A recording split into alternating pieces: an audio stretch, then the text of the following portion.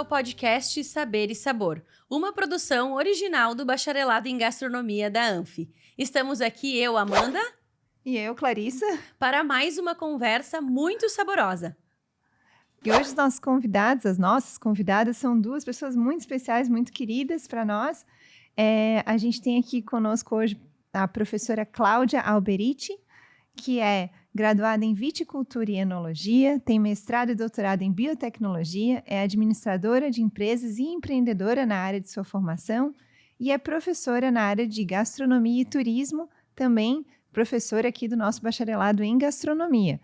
E, para completar mesmo, a gente tem, com muita honra, a presença da nossa aluna, Carolina Casarotto, que, antes de começar o bacharelado em gastronomia, fez 1 ano e meio de administração esperando o início do curso de gastronomia. Isso que é vontade, né?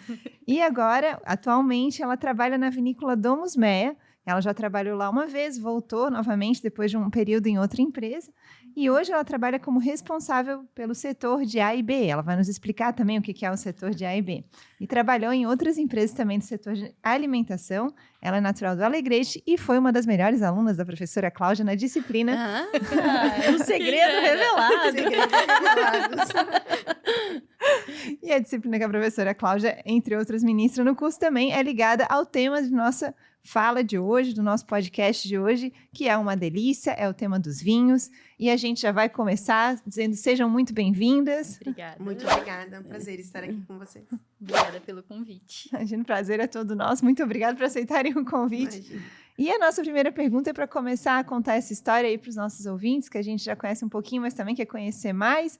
Se vocês podiam contar um pouquinho, cada uma de vocês, contar um pouquinho para nós como é que a vida profissional de vocês se cruza com os vinhos, com essa, né, como é que foi se entrar nesse caminho tão bonito que é o caminho da viticultura. No meu caso, eu sou natural de Bento Gonçalves, então nós respiramos uva e vinho desde sempre. A minha mãe era professora no Instituto Federal de Educação, onde surgiu a primeira turma de enologia do Brasil, né? O primeiro curso superior no Brasil foi em Bento Gonçalves. E eu cresci nesse ambiente, embora a minha família não tenha vinhedos, né? Sempre vivi mais na área urbana. Sempre foi a minha paixão, né? O meu DNA e o do vinho se confundem. Que bonito. Que DNA bom, né? Bom, eu acho. E já no meu caso, então, quando eu vim para o Recanto, eu comecei a trabalhar no projeto Cultivando. E durante os finais de semana eu não trabalhava. Então eu tive a oportunidade, a partir de uma colega que pegou e me indicou, né, para trabalhar na vinícola, onde eu não sabia nem que tinha aqui no Recanto. Então, eu fui trabalhar lá, me apaixonei por esse tipo de espaço, esse tipo de serviço. Então, eu fiquei em torno de 1 ano trabalhando como estudante de administração, sem nenhum conhecimento técnico sobre essa parte de produção, de vinho, de espumante. Depois, eu tive um período em que eu saí, fui trabalhar em outra empresa e agora eu retornei para a vinícola. E a nossa curiosidade, Carol, o que é o setor de A e B, onde tu trabalhas? Que a O gente setor colocou? de A e B é de alimentação e bebidas. Então, eu sou responsável pela parte dos snacks, como a gente tem lá um wine garden, então tem o serviço de harmonizações, então com as bebidas e alimentação. Então, eu fico nessa parte da alimentação, né? Uma cozinheira, como se diz, não foge dessa área. E também a parte de bebidas, do serviço no garden, na loja, com os clientes. Então, combina a tua vocação com esse setor todo de, vamos dizer sim. assim, não tem como escapar vendas, né? Do produto da Domus. Os dois andam juntos, não tem, né, Não Prof. tem Cláudia? como Não tem como separar. Lembrando que a vinícola Domus é uma vinícola aqui no campus. Desculpa, não falei na nossa apresentação e deve ter ficado faltando para quem não conhece o campus ainda aqui, né? Desculpe. Isso. Aí até uma conversa que nós tivemos nos bastidores, a Carolina nos trouxe que enquanto ela, antes de ter a disciplina de análise sensorial, bebidas e harmonizações, ter o conhecimento técnico na área de vinhos, espumantes no geral, a tua relação com esse setor era outra, né? Conta um pouquinho mais. Sim, porque antes eu tinha curiosidade, mas não era algo que me despertava tanto, porque eu sabia que tinha uma complexidade grande, né, nesse mundo, mas não era algo que eu procurava, sabe, interagir. E aí, como estudante ainda de administração, tinha mais aquele receio. E aí, agora nesse semestre, com a disciplina da professora Cláudia de análise sensorial, em que a gente... Aqui no bacharelado em no bacharelado em né? gastronomia, onde a gente entende como que funciona a produção, qual o intuito do produto, como que se forma um vinho, como que tem a elaboração, quais são os descritores desse produto. E aí tu começa a perceber com outra visão, com outro aspecto, de como essa garrafa, o que ela tem dentro, sabe? É uma poesia engarrafada que a gente brinca. Porque tem aromas, bonito, né?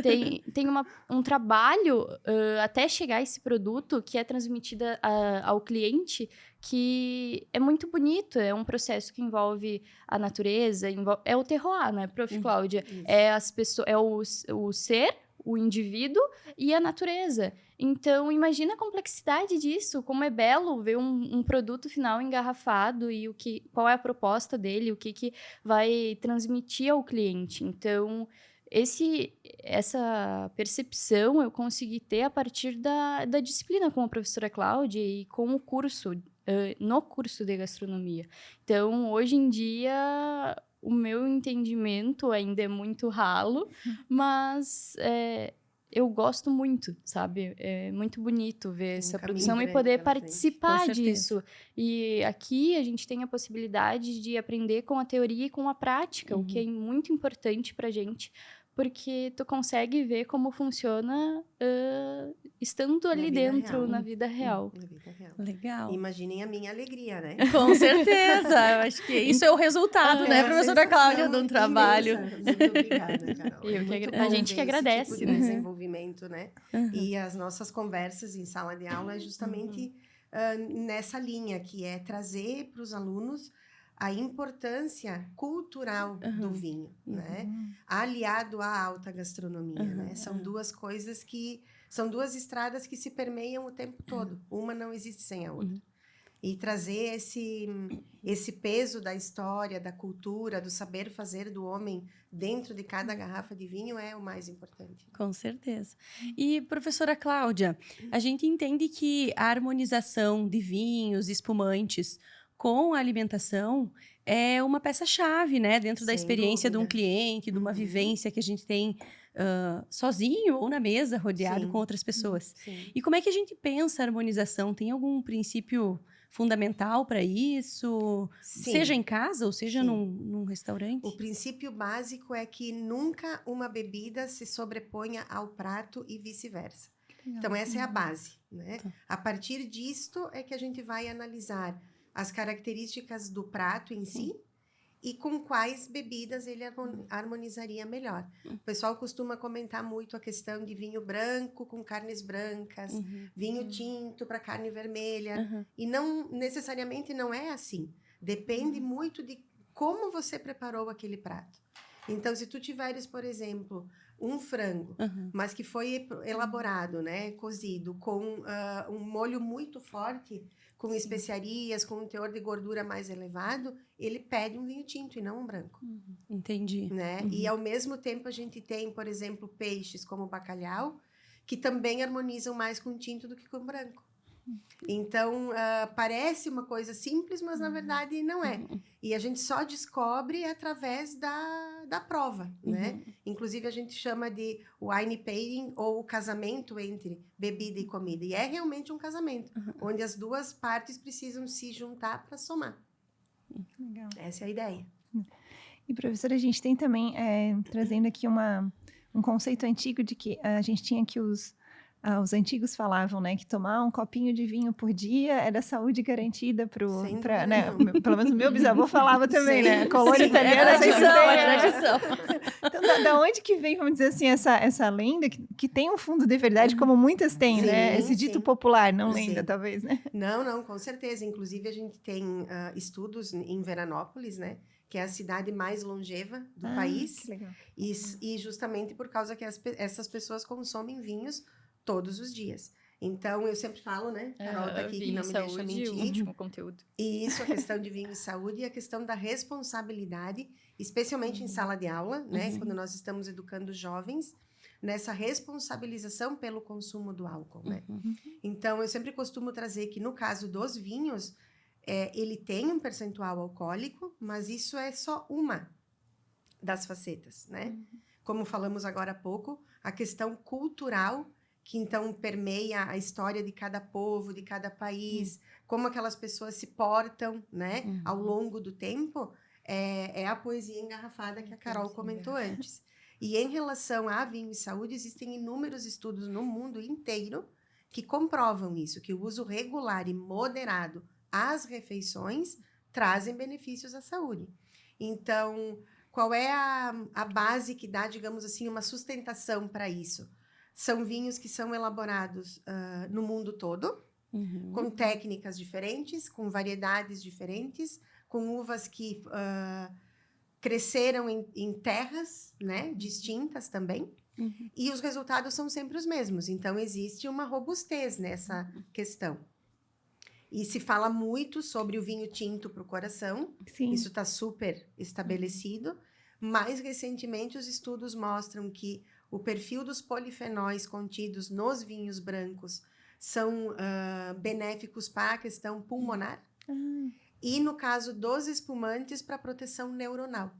Nossa. Então, existe uma série de fatores que agregam saúde para a vida, desde que seja de forma equilibrada. E sempre às refeições. Então, isso o vinho também tem de As diferente. refeições, você quer dizer junto com as Exato, refeições. Porque as outras bebidas, de uma maneira geral, se tu pensares numa cerveja, um coquetel no final de tarde, um uísque, por exemplo, necessariamente ele não pede a combinação com um alimento, né? É muito comum isso. Já o vinho, sozinho, ele não vive sozinho, ele é para convivialidade, é para compartilhar. Então, boas companhias e bons alimentos também. Legal. E, Carol, você trabalha aqui na Vinícola Domus Mea. A gente sabe que tem um garden maravilhoso ali, que o pessoal vem para passar a tarde, para fazer comemorações. Sim. E muitas pessoas devem chegar já com aquela ideia. Eu quero determinado vinho ou determinada espumante. Sim. Como é que você abre para um cliente que chega ali, né, degustar algo novo? É um trabalho fácil? A gente tem que entender também como que o cliente, ele tem esse pré-conceito que eu digo, né? Porque é bem interessante tu perceber, assim, que o cliente, ele já chega com algo definido, assim. Eu quero tomar, por exemplo, um moscatel. E aí, no nosso caso, por exemplo, nós temos... não temos o moscatel, nós temos Brut, Nature e Rosé. Mas se eu chegar para o cliente e dizer assim, eu não tenho moscatel, ele vai já se fechar. Então não me interessa. Ele vai ter um regimento, assim, sabe? Então, tem que contornar para apresentar uma proposta nova. E tu pega e diz assim, não, mas a gente tem essa Brut Rosé aqui, que ela é bem aromática, tem um sabor bem especial, o senhor vai gostar. Os clientes que procuram moscatel geralmente gostam. E oferece uma degustaçãozinha, porque aí a gente fideliza, confirma isso, porque é a prática. Então, oferece para ele vai provar, vai degustar, vai ver se aquilo que tu tá falando se comprova ou não. Então, isso é muito bacana, que nem a gente tem vinhos que são secos, eles não são suaves. Mas no paladar, quando tu for degustar, eles não são vinhos que são pesados, que são difíceis. Não são vinhos tão complexos, vamos dizer assim, né? E aí, quando tu apresenta para o cliente, ele... são vinhos secos, não são vinhos suaves, mas eu gosto daquele vinho bem suavezinho, sabe? Bem docinho. Bem docinho. Não, mas a gente tem aqui um varietal italiano, que ele é aromático, é bem leve, o senhor vai gostar. Vamos degustar aqui? Passa aqui, então... Todo esse contato com o cliente, em também trazer, que isso eu consegui a partir da disciplina da professora Cláudia, que foi tu passar confiança do que aquilo que tu tá falando. Porque antes, quando um cliente me perguntava alguma coisa, eu sabia o principal. Tipo, não, esse vinho aqui, ele é feito dessa uva e dessa uva. Uhum. E aí, hoje não. Hoje eu vou saber dizer o descritor aromático dele. Eu vou dizer, não, ele é o aroma é um vinho floral. Não, esse daqui vai ser um vinho que tu vai sentir um descritor de manga, um descritor de cereja. Então, tudo isso, quando tu vai tendo essa troca com o cliente, ele vai perceber que tu tá ali não para vender um produto, mas sim para proporcionar uma experiência, uma vivência para ele. Então, isso é o mais bacana. E essa evolução eu consigo perceber a partir do estudo, da prática. Então, é basicamente assim que a gente tem que... né? E desmistificando, né? Isso. Ter propriedade, né? Ter Explicar propriedade. realmente. Porque o cliente vem sempre em busca de algo novo, ele quer aprender, ele tem uma avidez por isso. E ter pessoas preparadas, né, para recebê-los de forma adequada é primordial, né? É indispensável. De certo modo, proporciona uma educação, assim, para... Sim, porque é um tema difícil. Isso, a gente atende todos os públicos. Nem todo mundo que vai lá, ele vai ter um entendimento sobre vinho. Ele, às vezes, tá ali para aprender. Tem várias pessoas que chegam, olha, eu não conheço o espaço, eu não entendo sobre vinhos, o que tu me diz? Chegam bem assim. E aí, tu tem que... Tu tem que ter um repertório. Isso. E eu queria saber um pouquinho mais sobre vinho seco, vinho mais doce, espumante brute. Será que a gente pode conversar um pouquinho mais sobre isso? Sim. Na verdade, o paladar do brasileiro é muito chegado no doce. Isso vem desde a época da política do café com leite, né? Então, onde só as pessoas mais abastadas tinham acesso ao açúcar. Então, isso ficou meio que no inconsciente, né? O fato de poder ter acesso a algo doce. E isso, na relação com os vinhos, na verdade, até voltando para o assunto anterior da questão da saúde, quanto menos açúcar tiver, mais benéfico a saúde ele é. Sim. Né? É toda uma questão bioquímica, digamos, envolvida ali, Claro, né? sim. Agora, no caso do moscatel, especificamente, a gente tem produtos para todos os gostos. É o que eu sempre digo, não existe barreira para ampliar o consumo de vinho no Brasil, né? Até por sermos um país continental e hoje estarmos elaborando vinhos praticamente em quase todos os estados. Logo, logo, isso vai se tornar uma realidade mais contundente, né? E então, no caso dos moscatéis, é um espumante de única fermentação, tá? Uma graduação alcoólica mais baixa, em torno de 7 a 8% de álcool. Ele é elaborado com variedades específicas, que são aromáticas, né? Para ter aquela explosão, digamos assim, de aromas que a gente encontra nesse tipo de produto. Depois a gente passa... Então, na boca, o moscatel é o mais adocicado dos dentro mais dessa adocicados. classificação. Sem dúvida, sem dúvida. O demi-sec é mais de 20 gramas por litro de açúcar, mas aí depende muito da vinícola, né? Do tipo de produto que a empresa tem como filosofia colocar no mercado. A grande maioria dos espumantes são brut, então a gente tem os rosés e tem os brancos. Aí vai variar método de elaboração, que é Charmat e Champenoise. Então, Charmat é em tanques, Champenoise é em garrafas. Muda muito o perfil do produto, a harmonização vai mudar também, né, na mesma proporção.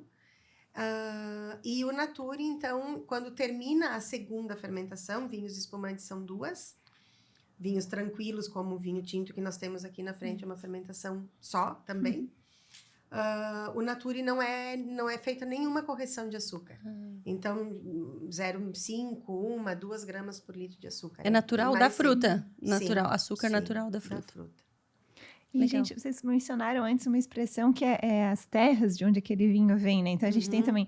as vinícolas têm essa filosofia, mas elas também têm uma determinação que é o terroir, onde tem a vinha delas, né? Eu sei que a Domus tem um terroir específico e queria pedir se a gente pode conversar um pouco, né? Para entendermos melhor o que é esse conceito de terroir, que é tão famoso para quem gosta de vinhos e determina tanto, né? Da produção. Sim, não, é primordial. A gente sempre fala que a uva, na verdade, é uma fruta extremamente adaptável, né? Ela pode ser cultivada em solos úmidos, em solos secos, arenosos, argilosos, com altas temperaturas ou temperaturas mais baixas, em níveis de altitudes diferentes. Ela é como o ser humano. Que legal. Ela é extremamente adaptável ao meio no qual ela está sendo cultivada. Sim. Então, quando a gente fala de terroir, a gente está levando em consideração todos os aspectos do solo, né? Relevo e clima, está tudo envolvido, né? Se é próximo do mar ou não, por exemplo, as uvas ficam totalmente diferentes. A mesma variedade cultivada nesses locais distintos vai render vinhos distintos. E o que faz a harmonia, né, a mágica acontecer? É a mão do homem, né? Então, se nós pegarmos, por exemplo, a Alemanha tem um estilo de preparo, de cultivo, né? A Itália tem outro. O Brasil tem inúmeros por causa do nosso tamanho, né? Então, o saber fazer daquele povo, como eu comentei no início, é que vai dar a real identidade para o produto. Então, as pessoas costumam sempre perguntar, né? Vocês em sala de aula, para mim também, prof, qual é o vinho favorito? Né? Qual é a uva que a senhora mais Difícil, gosta? né? É possível, né? Não tem São tantas exato, variedades. não tem uma resposta para isso, né? Eu digo, para vocês descobrirem qual vinho vocês gostam, e isso vale para quem está nos assistindo, tem que provar e tem que entender um pouco da filosofia daquela empresa. O que aquela empresa quer transmitir com os seus rótulos, né? Porque as possibilidades são infinitas. E é bacana comentar também, que foi algo que a gente estudou, né, prof? Porque um vinho, ele vai... Um varietal, um tipo de uva, de acordo com a safra, vai ser diferente o produto, né? Sem dúvida. Então, tu falar que em específico é o teu vinho preferido aquele, tu pode ter as características, né? Do tipo de uva, o que ele geralmente vai te proporcionar. Mas dizer, não, esse vinho, então é meio complicado tu determinar, assim, porque a gente percebe, por exemplo, ali na vinícola, uma safra 2021 para 2022, o tanto de diferença que ao servir na taça, a gente percebe até a coloração diferente. Então, como que você vai, né? São dois pontos importantes, Carol, que tu trouxeste, porque, por exemplo, a gente fala um Pinot Noir, né? Um Pinot Noir dificilmente vai se tornar um vinho de guarda, porque não é natural da uva. Vinho de guarda, para quem está em casa, o que é vinho de guarda? É um vinho que dura muitos anos. Porque tu pode guardar. Isso. E o vinho tranquilo, eu também queria saber o que é, porque ela falou o que é esse vinho tranquilo. Vamos esclarecer. Calmo. Tranquilo. A gente brincou antes também sobre o DNA, né? Cada variedade de uva tem um propósito. Então, se nós falarmos, como eu estava dizendo, do Pinot Noir, é um vinho mais leve, mais delicado. Muitas vezes ele é vinificado em branco para fazer parte dos cortes dos espumantes, né? Se a gente pensar num Syrah, por exemplo, a probabilidade de termos um vinho de guarda que vai durar 10, 15, 20 anos aumenta muito, porque é da natureza daquela variedade. Variedade da uva. Então, aquilo que a gente vai enxergar no rótulo vai ser a variedade da uva. Tem que respeitar isso. Né? Então, existem vinhos que têm a variedade da uva no rótulo, que são os varietais, e tem os que não levam as variedades porque são feitos por assemblagem, que é uma mistura de diferentes vinhos, diferentes uvas, né? Daí a gente já vai enxergar atrás quando lê o rótulo. Se a né? empresa Se tiver. quiser relatar, porque senão não é necessário, assim, né? Legal. Então, vinho de guarda seria isso. O vinho tranquilo é vinho que não tem gás carbônico. Porque o que acontece? Quando ocorre o processo de fermentação, né, a transformação do suco de uva em vinho, os tanques são, entre aspas, abertos. O gás carbônico formado vai para o meio ambiente. Tá? Quando a gente fala em vinho espumante, ele é retido dentro do tanque ou dentro da garrafa. Então, ele se incorpora naturalmente dentro da bebida. Não é nada adicionado. E aí a gente vê no espumante aquelas borbulhas a que é... E aproveitando, a gente pode chamar espumante de champanhe, porque uma vez a gente... vamos tomar uma champanhe ou um champanhe, enfim. Como é que funciona isso? É a mesma coisa do queijo azul pro queijo gorgonzola, né? Legal. Então, depende... A gente não pode chamar de champanhe, porque ele se denominou assim por conta do local da região que ele foi produzido, que era em Champagne. Então, hoje a gente gente nomeia como espumante. É a mesma coisa do queijo azul pro queijo gorgonzola. Hoje em dia, a gente não pode chamar de queijo gorgonzola, e sim queijo azul. Porque ele foi uma denominação...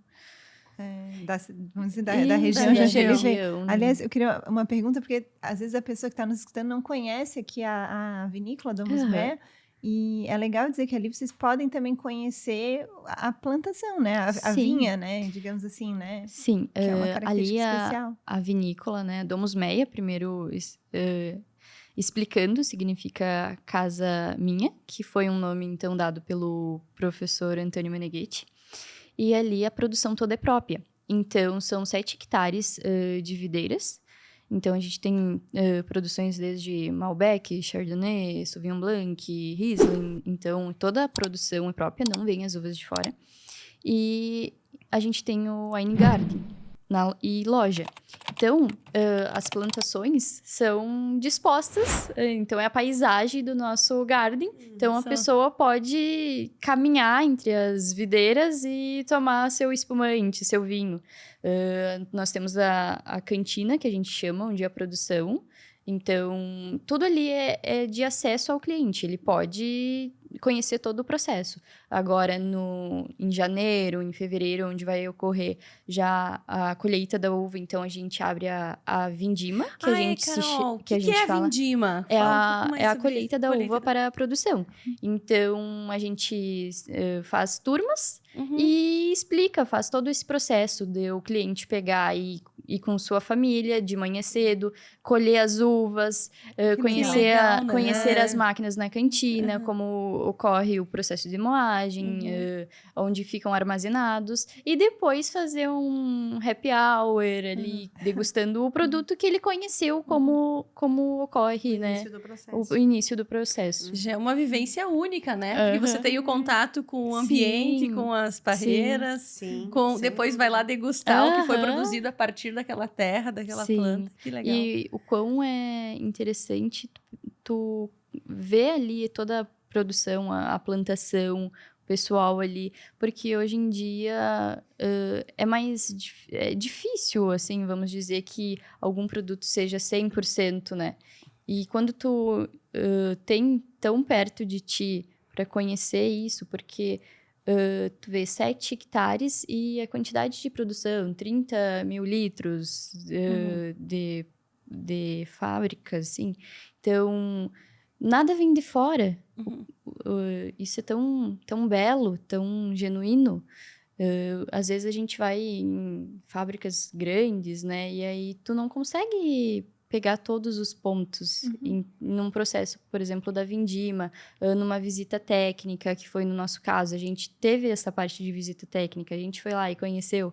Então, é tão prático que tu consegue ter outra visão sobre o produto, mesmo alguém que não tenha nenhum conhecimento sobre, né? Sim, fica mais palpável. Fica mais palpável. Isso. Tu te apropria mais do conhecimento, digamos assim, né?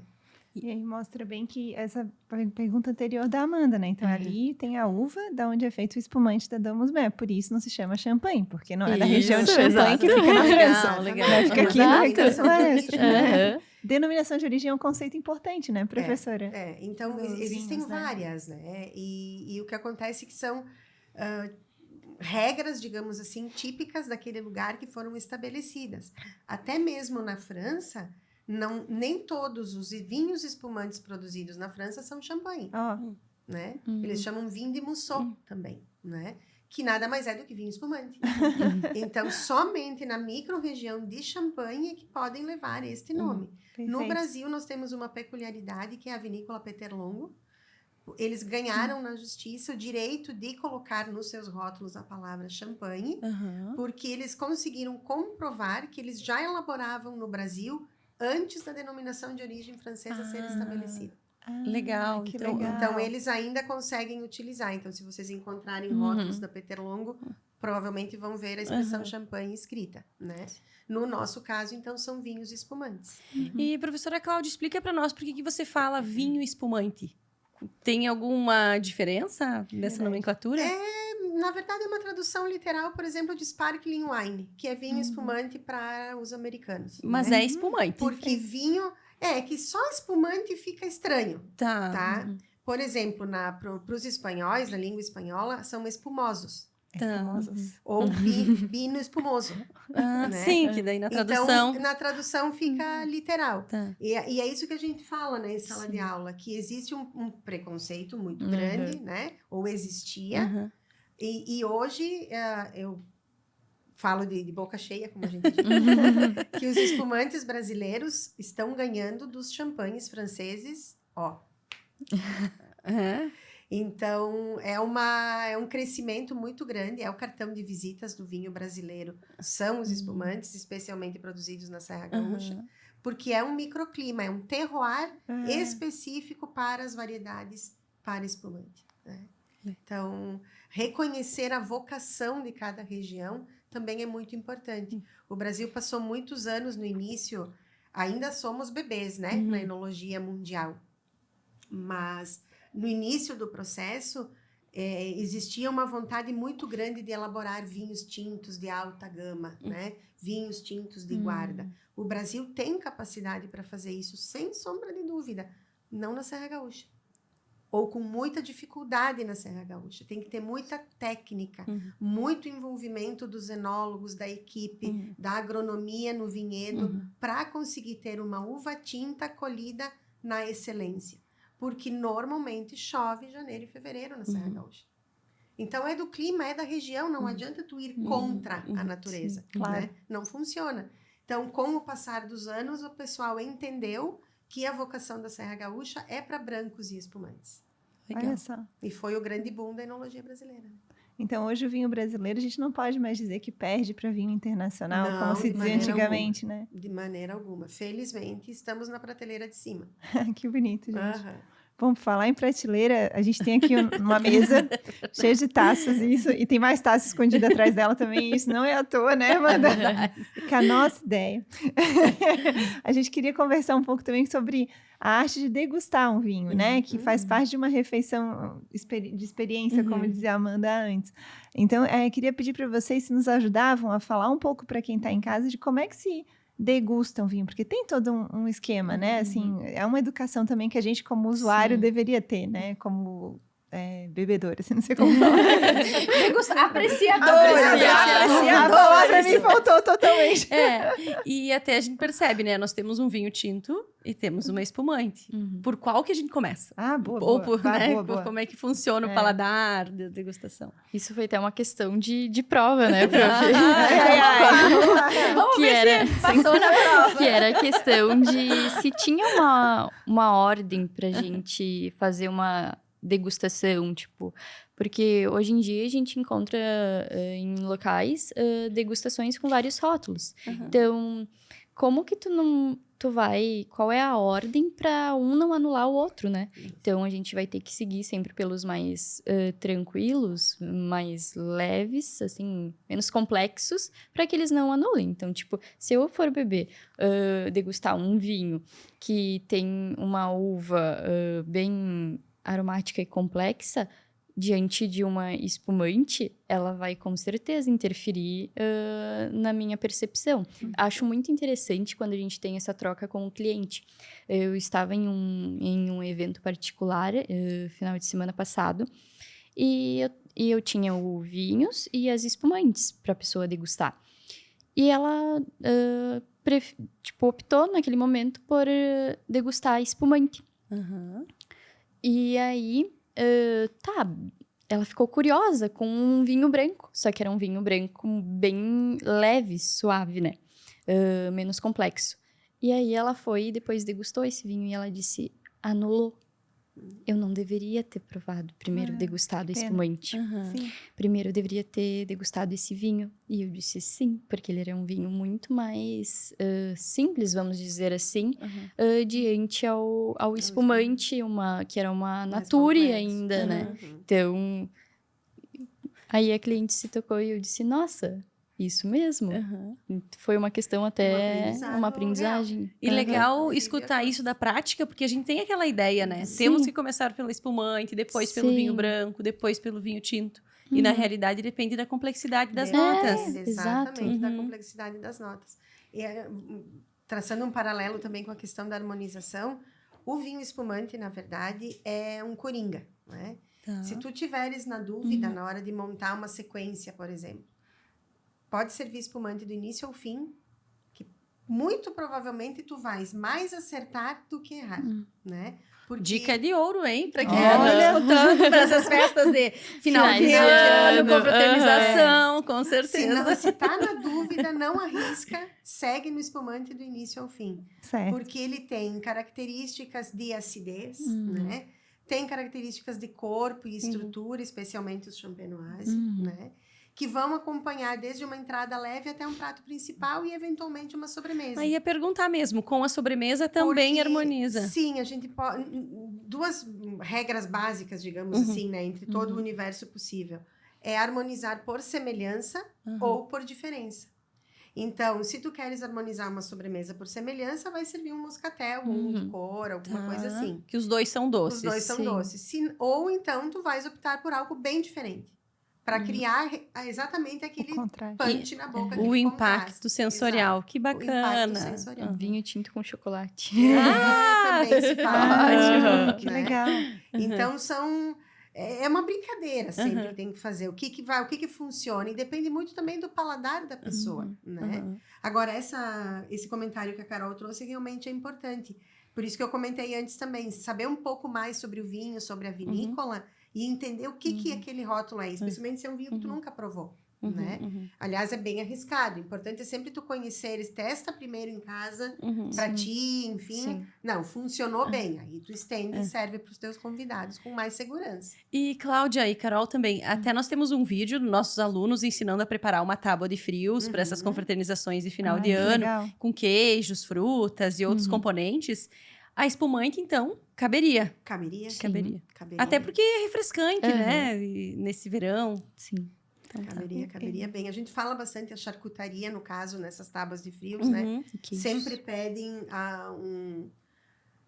um peso maior, digamos assim, na bebida, né? Um vinho muito leve vai passar desapercebido, porque os queijos e a charcutaria vai se sobrepor, né? Então, se optar por um champenoise especialmente, vai funcionar muito bem. Legal. E, gente, eu tenho uma pergunta sobre esse universo ainda da prova do vinho. Por exemplo, eu me lembro, com bastante humildade, lembro assim, espero estar lembrando correto. Você também cresceu dentro do mundo dos vinhos, né, professora Clarissa? Sim, desde pequenininha. A gente tem na família uma pequena produção de vinho na região de Uruçanga, mas a pergunta que eu me lembro dessa época ainda, da gente ser ensinado a provar o vinho usando os sentidos diversos, né? Então, a cheirar o vinho, a ver as bolinhas que formavam na parede da taça. Eu não sei, Carol, se vocês falariam um pouco com a gente também sobre isso, porque a gente também tem a parte visual do podcast e a pessoa de casa pode acompanhar, se quiser, né? Sim, sem dúvida. Nós temos aqui uma taça, por exemplo, né? Qual seria a gente não botou vinho ainda nela, ainda. Ainda, pessoal! Assim, um passo a passo, qual seria, assim, quando vai provar um vinho pela primeira vez? Quando vem o garçom com aquela... Vamos ver se tá bom, né? Que ele faz aquela... Primeiro cheira a rolha, né? Primeiro analisa a rolha. Detalhezinhos da rolha. Acho que a questão... O mais importante de tudo é aquela palavrinha, né? O banco de dados sensorial. A tua memória é o que vai fazer com que tu tenhas repertório para expor o que o vinho tem para oferecer, né? São mais de 1000 aromas já identificados dentro de um produto, né? Então, vai, como falamos já, depender muito do terroir e da maneira como ele foi elaborado. Vai depender se a gente vai usar o decanter. Se é um vinho de guarda, por exemplo, como falamos antes, é necessário usar um decanter. Porque ele ficou... decanter é isso aqui, professora. Isso. Ele ficou, de repente, assim, sei lá, 5, 6, 10 anos engarrafado. Ele está num ambiente redutor. Então, você precisa abri-lo, deixá-lo respirar 1, 2, 3 horas antes, vai depender do tipo do vinho. Então, já serve no decanter antes de pensar naquele momento da confraternização. Já vai deixar no decanter, às vezes na metade da tarde, para servir com o teu prato principal 5, 6 horas depois, né?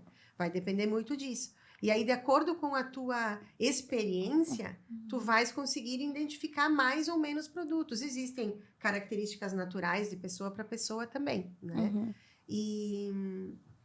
eu sempre falo, né, para o pessoal em sala de aula, prestem atenção no que vocês fazem no dia a dia.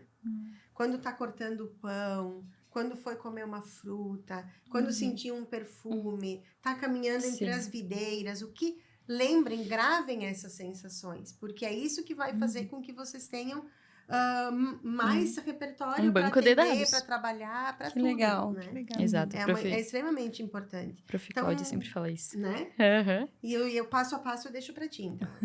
Aí. Então vamos Não, lá, não, pra prática. Atenção, A conhece os gente adora. bloquinhos. Não, e o mais interessante é que essa é a nossa principal dificuldade, né? A gente em sala de aula fazendo essa análise sensorial do vinho.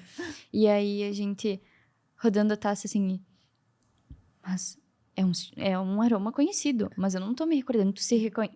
O que tu se lembrou? Então, é algo assim, bem, bem sutil. E aí a gente, não, mas tem esse... Ah, mas isso me lembra abacaxi. Verdade, abacaxi! Então, é uma coisa bem interessante. E eu acho também que foi uma coisa que eu escutei falarem que quando tu percebe mais de 4 a 5 descritor, tu já tá inventando. Porque é meio difícil tu perceber tanta coisa. Tipo, tanto... Ai, café, não sei o quê, abacaxi, maracujá. Quando tu... percebe tanto, será que tem ou tu tá inventando que tem tanta coisa? Porque é difícil tu ter um banco de dados. Claro, a professora Cláudia, que faz parte de concursos, aí ela já consegue identificar, mas a gente que tá iniciando, né? Vamos ser mais humildes É um passo a passo. É um passo a passo. É um aprendizado, com certeza. Então, a gente primeiro faz a análise quando você serve, que é ver as lágrimas também, ver a coloração, se tá límpido ou não, qual é a cor, é um rubi, Que cor que tem esse vinho? Então, a gente recebe uma ficha na aula, e aí a gente vai marcando, e depois, no final, a gente tem uma pontuação. E, inclusive, a gente não se saiu bem na pontuação. Pois é. A gente foi meio julgadores, bem críticos. Me assustei. E aí, a gente faz essa análise primeiro visual, gira a taça, vê se tá... Tipo, como a prof. Clarissa falou, as lágrimas do vinho. Depois, a gente vai sentir o aroma. Claro, o pessoal, às vezes, pega e gira a taça. E aí, vai sentir... Tem cheiro de nada, só tem cheiro de álcool, né, prof. Cláudia? Então, espera um pouquinho, percebe de novo, dá uma giradinha. Aí tu vai sentir o sutilzinho do aroma. Dá outra rodadinha, sente de novo. E aí tu vai começando a ter esse banco de dados e ter recordado do aroma. Depois tu vai provar esse vinho. E aí, na degustação também, a gente não bebe, né? A gente pega e... Descarta. E aí, a gente vai ver o que ficou no retrogosto. Então, tem toda essa parte. Desde o visual, quando tá servindo, até o... Como é que a gente chama a percepção final? A persistência que fica na tua boca. Legal. E quem sabe, vamos abrir? Agora deu uma vontade, eu acho né? que a gente vai ter que É, perceber reparar isso. isso. Assim, deu a deixa. E até as taças, né? A gente pode servir, mostrar que taças a gente usa para cada tipo de, Isso é de importante. bebida. E é difícil, né? Às vezes tu difícil. tem em casa, tu nem sabe para que aquela taça serve. Uma herança de Não, família, sei lá. e o mercado hoje, cada vez ele tá criando mais modelos que deixam a gente atentados para comprar e confuso, né? Esse é um ponto importante, eu acho, da gente comentar, que falávamos, né, antes nos bastidores, né? Existe um sem fim números de taças que você pode utilizar. Existem taças específicas para vinhos, especialmente de denominação de origem, né? Então, pega um Chablis, pega um Sauternes. O pessoal tem a taça que foi desenhada para isso. No caso do Brasil, nós temos uma taça que foi desenhada também para o vinho espumante brasileiro, né? Ela é um pouco diferente dessa tulipa que nós temos aqui. Né? A base dela embaixo ela é mais triangular, menos arredondada, digamos assim, né? O que é importante, né? No meu ponto de vista, claro que cada profissional tem um viés, né? Eu não gosto de taças coloridas. Né? Fica muito bonito para arrumar a mesa e tal, mas a experiência do vinho fica prejudicada, porque tu não vais visualizar exatamente aquilo que aquele produto tem para te entregar. Né? E o visual, esse impacto visual também faz parte da nossa experiência ali, né? Na hora de consumir. Na verdade, inclusive para gastronomia, a gente estudou um pouco nas nossas aulas falando sobre neurogastronomia e o quanto o impacto visual é preponderante para tudo, né? Para os pratos e para as bebidas também, né? Então, isso é bastante importante. Então, A regra mais impactante, eu diria, para a degustação de vinhos é: quanto mais aromático for o produto, maior tem que ser a borda da taça, mais aberta, para que esses aromas realmente exalem e a gente consiga ter uma experiência, uma vivência aumentada, digamos assim, né? Quanto menos for este objetivo, ela pode ser menor ou mais fechada, né? Esse é o ponto mais importante que existe. De resto, o que vale, como eu falei antes, é a companhia e a alimentação junto com um bom vinho, né? A taça de cristal é legal, ela é mais fina, ela ajuda sim, né, na exaltação dos aromas e dos sabores, mas não é o ponto principal, na minha opinião. Então, não necessariamente a espumante, por exemplo, precisa ser servida numa taça tulipa. Não necessariamente.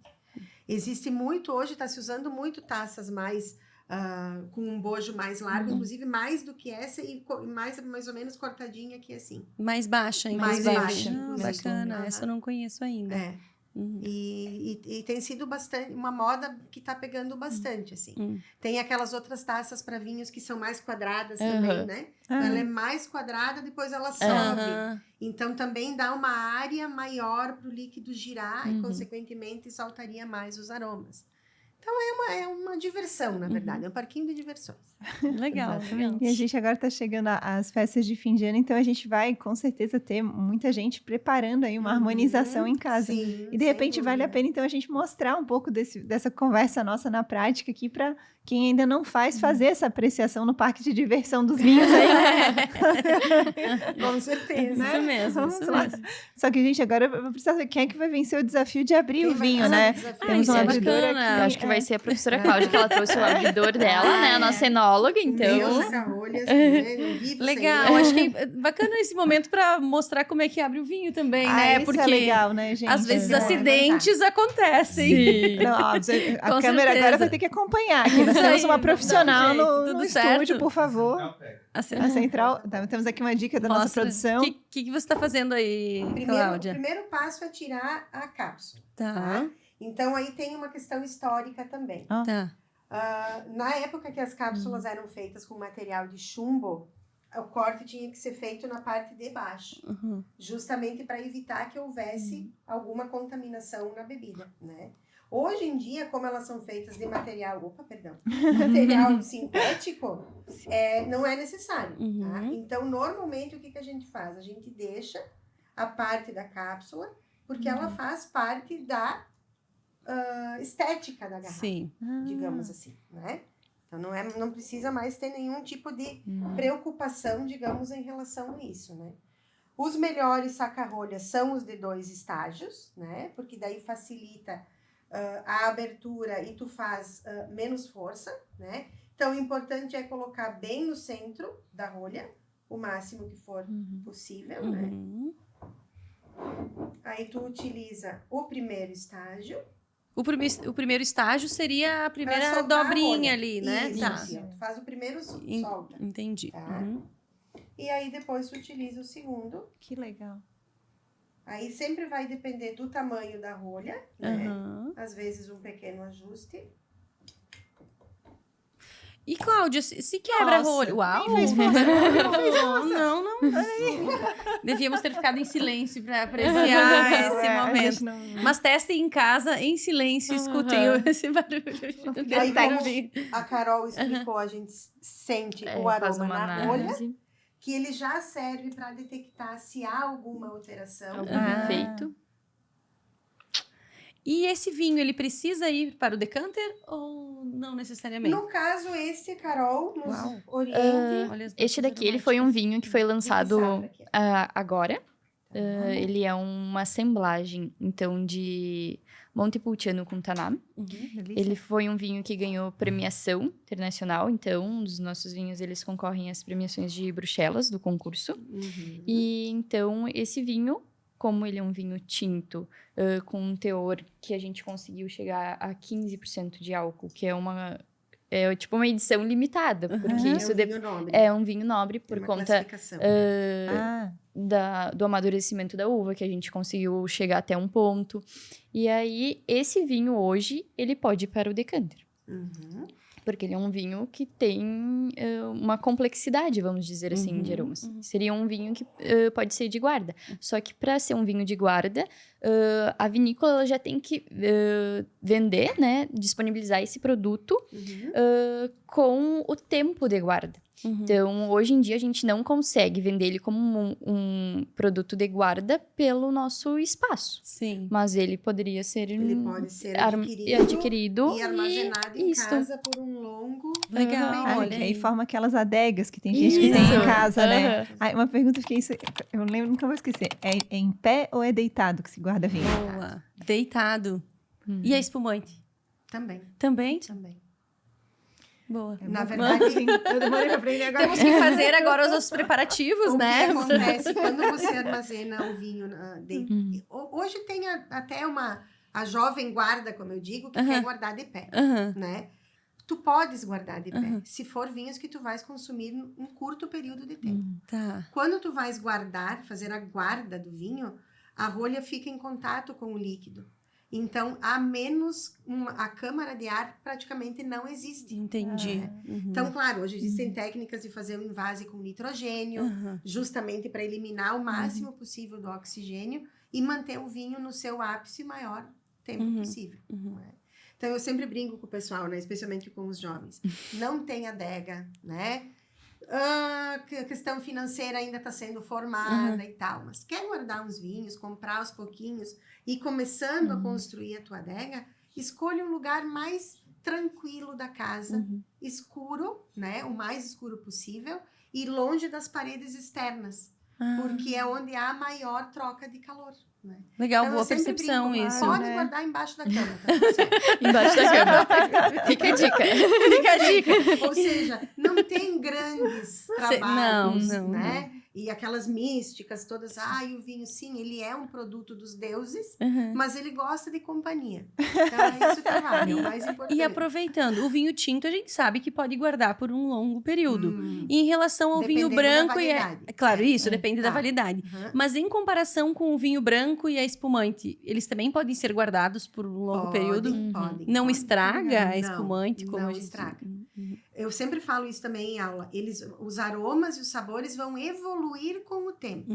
Então, também depende do teu próprio paladar. Se você é uma pessoa que gosta de só de coisas mais leves, frutas frescas, né? Não guarde por muito tempo o seu vinho, porque provavelmente a experiência não vai ser positiva Claro, depois. né? Agora, se é um paladar mais maduro, que gosta de provar o mesmo vinho, eventualmente em épocas diferentes, para ver como é que ele se comportou, fique à vontade para guardar. Então, por exemplo, especialmente os champanhes têm de 10, 20, 30, 40, 100 anos. Não tem problema. Que legal. Pode guardar. E os brancos, daí vai depender. Se você tem um produto que foi elaborado com passagem pelo carvalho, amadurecendo em barricas durante um período, também podem durar um tempo bem considerável. Agora, se são vinhos mais jovens e leves, como a Carol citou várias vezes, é para consumir no ano da elaboração de preferência. E nós estamos chegando ao fim, mas eu acho importante trazer uma pergunta que surgiu nos bastidores. O frisante. O que é o frisante? Então, o vinho frisante, ele é adicionado de gás carbônico. Diferente dos É um vinho outros. tranquilo, não tinha gás, e aí você adiciona como refrigerante. Tá. Adiciona gás carbônico. Por isso que ele é um produto mais acessível no mercado. Entendi. Né? Não levou todo aquele tempo e aquele cuidado que precisa, no caso dos espumantes, para formar aquele gás de forma natural. Né? Querem que eu siga? A gente Coloque quer, no a gente decanter? quer, né? Como é que vocês, É. como é que Então, a vocês ideia- sugerem o processo? A Vamos lá. ideia de colocar no decanter é justamente favorecer a liberação dos aromas. Tá. Tá? Quando não é o caso desse, como a Carol falou, que ainda não tem lá uma guarda muito elevada, mas quando a gente for falar de vinhos de 5, 6, 10, 15 anos, o que normalmente acontece? Há uma sedimentação da cor no fundo da garrafa. Tá. Tá? forma uma espécie de uma borrinha de café. Uhum. Então, quando você vai verter o líquido no decanter, tem que ser de forma bem delicada, Tá. lenta, e deixar sempre um pouco da garrafa no final. Para Entendi. que não vá esses sedimentos, né, essas sujidades, entre aspas, para o teu decanter e depois para a taça, que não seria adequado. Né? Legal. Então, o processo, na verdade, ele é bastante simples, né? Tu Carol, vais vertendo vocês fazem isso na devagar. vinícola? Hoje em dia, não. Ah, Porque tá. nossos vinhos, eles são vinhos botar perto pra mais ver se jovens, eu vamos faço dizer assim. Ah, é. o Ah, barulho. é devagar, então, professora. É isso aí, É. inclinado, decanter.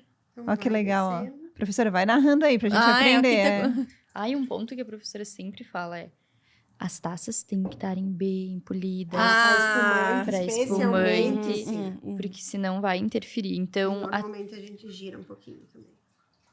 Que Aqui- isso favorece o contato do oxigênio com as notas, é por isso? É Uhum. isso. Legal. E aí? E aí, desculpa, Carol, eu acabei te cortando. Né? imagina. As taças para espumante é extremamente importante porque qualquer sujidade que fique na taça vai interferir no perlage. Tá. Então, às vezes a pessoa vai dizer, nossa, mas é um espumante, mas não tem O perlage. que é perlage, Pois professora? não, diga você, minha aluna. São as borbulhas. São as... Ah, Então, a perlagem. Aqui nós vamos ter uma espumante que ela é pelo método tradicional. aham. Então, ela vai ter uma perlagem mais delicada, vamos dizer assim, né, professora?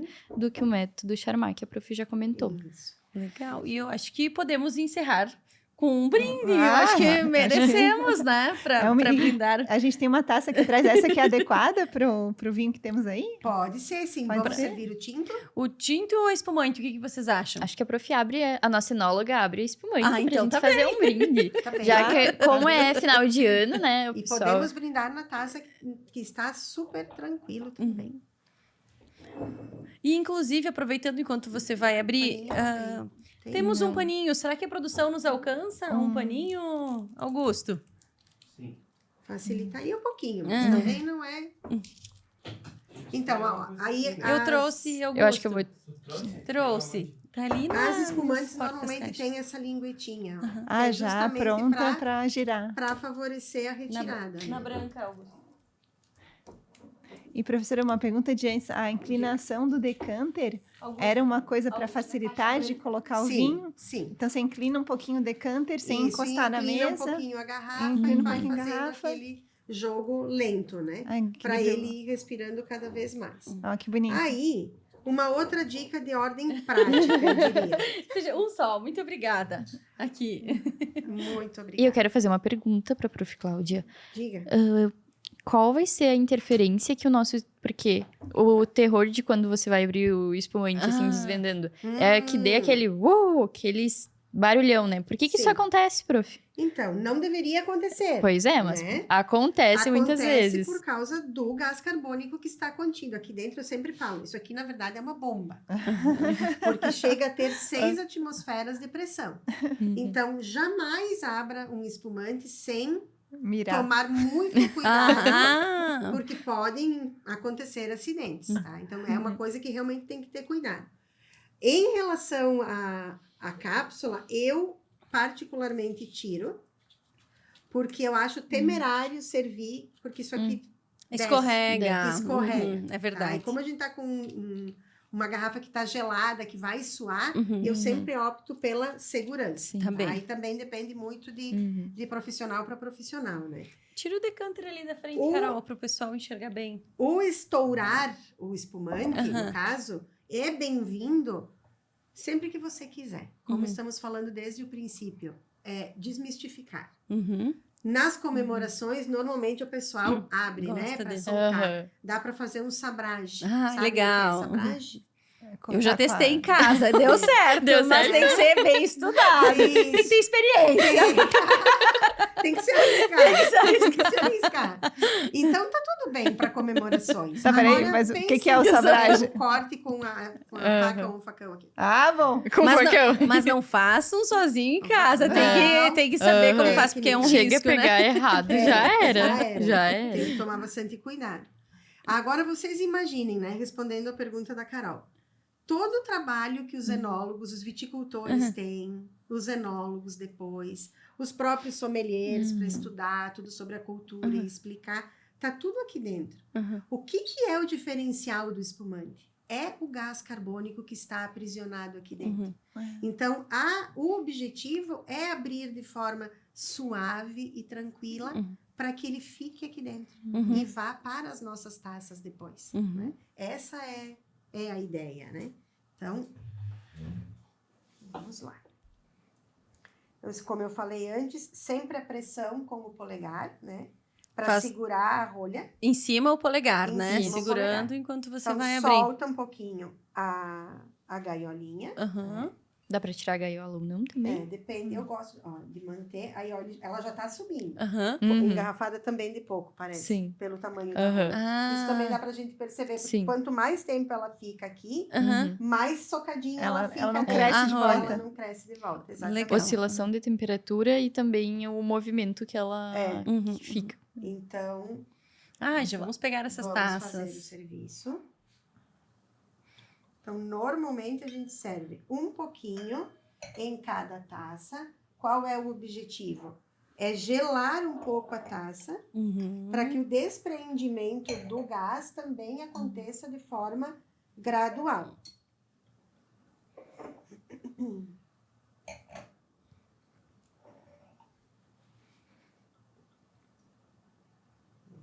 Então a gente já nota as borbulhas, né? Isso. No caso, se a gente estivesse com uma taça tulipa, Que é esse caso aqui, né? normalmente serve 2/3 da taça.